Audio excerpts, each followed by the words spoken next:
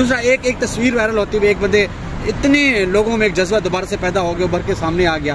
क्या जिस दिन वो बाहर आएगा क्या आवाम बाहर निकले? देखिए याद रखिए, एक तस्वीर ने रिकॉर्ड तोड़ दिए, तो जब बाहर आएगा तो यहाँ पर लोगों का समंदर होगा। ये याद रखिएगा, ये कोई लंबी बात नहीं है। दूसरी बात मैं आपके सामने रख दूं, इमरान खान बहुत जल्दी बाहर आने वाले हैं। साइफर के केस में या तो बरियत होगी इसी हफ्ते के अंदर, या आप बड़ी ईद का टारगेट सामने रख लें, या सजा सस्पेंड होगी।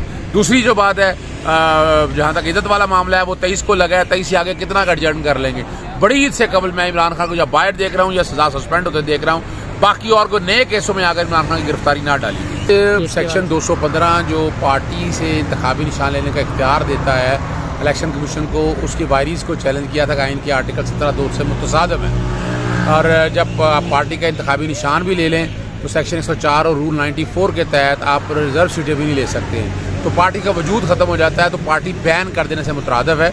इसमें अटॉर्नी जनरल से पेश हुए जस्टिस आमिर फारूक साहब के पास, और एडवोकेट जनरल खैबर पख्तूनख्वा से, बाकी बलूचिस्तान, सिंध और पंजाब की तरफ से कोई पेश नहीं हुआ। इलेक्शन कमीशन से वकला पेश हुए, अदालत ने उनको आखिरी मौका दिया, अगर जवाब दाखिल करना है कर दें।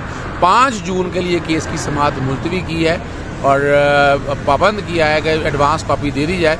मैंने अदालत को बताया कि इलेक्शन कमीशन की वजह सारा किया जा रहा है, काम बड़ा सीधा सा है, सिंपल सा मामला है।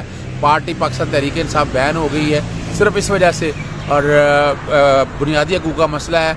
जहाँ तक लाहौर हाई कोर्ट है, मैंने हर चीज़ सामने रखी है। लाहौर हाई कोर्ट में सिंगल जज ने दरखास्त मुस्तरद कर दी थी, यहाँ इस्लामाबाद हाई कोर्ट का इख्तियार मौजूद है, कंकरेंट जुरिसडिक्शन है, इस पर पूरी तैयारी है, मैं बहस कर सकता हूँ। आइंदा तारीख पर बिल्कुल एडजर्नमेंट ना दी जाए।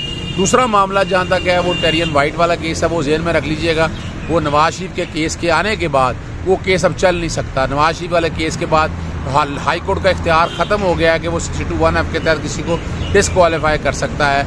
और वैसे भी मेरिट के ऊपर भी वो केस आप बेफिक्री का वो खारिज हो जाएगा। अच्छा सर, ये बताइएगा, एक सवाल है कल के अक्सर बताते हैं लोगों को अपने तस्दीक की बना पर कि इमरान खान साहब के हवाले से एक बहुत बड़ा सवाल है लोगों के ज़हन में कि कब तक खान साहब को आप बाहर देख रहे हैं। दूसरा